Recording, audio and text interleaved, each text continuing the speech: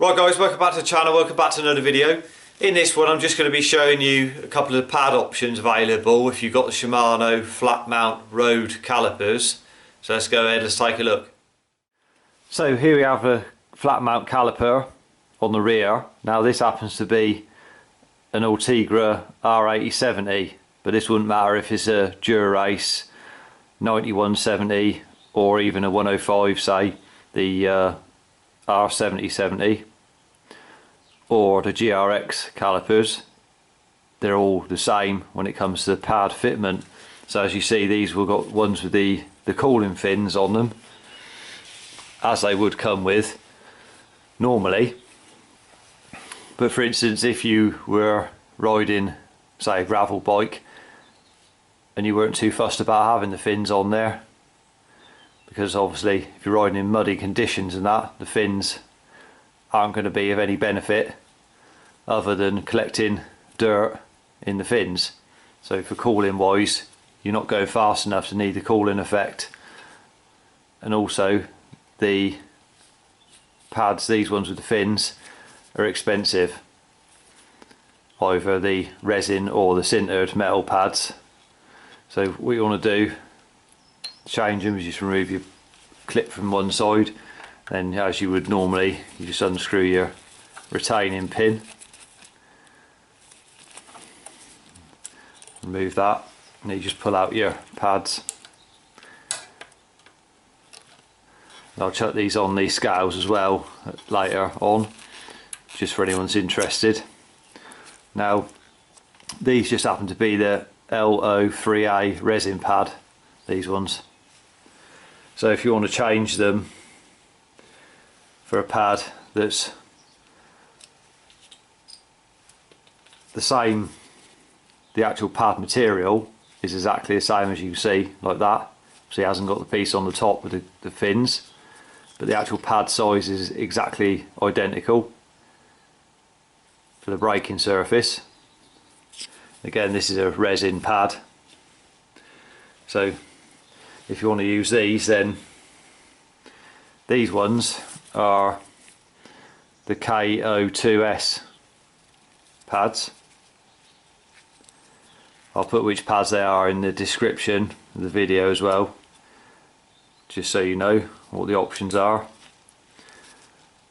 So these are a direct replacement. Obviously you've got a spring in the middle and the two pads. So you slide them in and obviously line up your pin with the pads and the spring.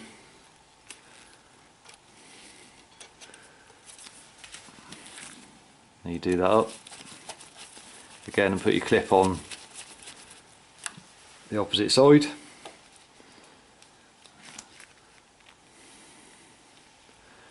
And that's the pads installed as a replacement for the ones with the fins. So there's the pads without the fins on. That's the opening you've got there either side without the fins. So I'll just swap that over for the ones with the cooling fins just to show you. Right, so there we have the ones with the cooling fins on for a comparison. Right, so here we have the pads without the fins on with the spring, so that's a pair. They're 17 grams for those. Then we have a pair with the cooling fins on there with the spring in the middle.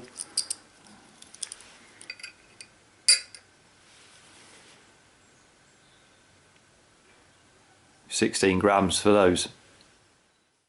So we have a GRX, this happens to be the RX400 caliper.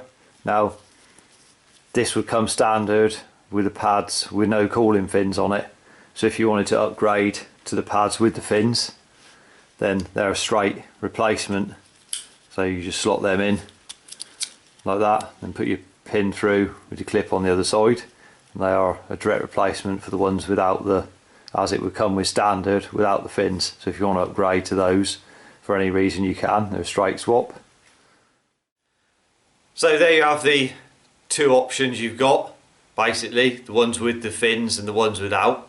Now the ones with the fins on there, obviously if you're riding say a gravel bike, the fins aren't necessarily that important because you're not really going fast enough to need the cooling effect of the fins. It's not as though you're coming down the Alps at 50-60 mile an hour and you need the cooling effect from the fins, i.e. when you're braking the heat's being dissipated up and then gotten rid of by the fins from the actual pad being transferred up. So that's what they're doing. So you don't really need that, say on a gravel bike when you're not going fast enough. So the pads are cheaper, the ones without the fins on, about half the price roughly of the ones with the fins. So you've got a couple of options, either the resin ones or you've got the sintered metal ones. Now the metal ones are going to be harder on your discs because the pad itself is harder, obviously it's metal, it's sintered. So in other words, that will wear out your discs quicker than a resin one. So, and also you find that the metal ones can be noisier than the resin ones.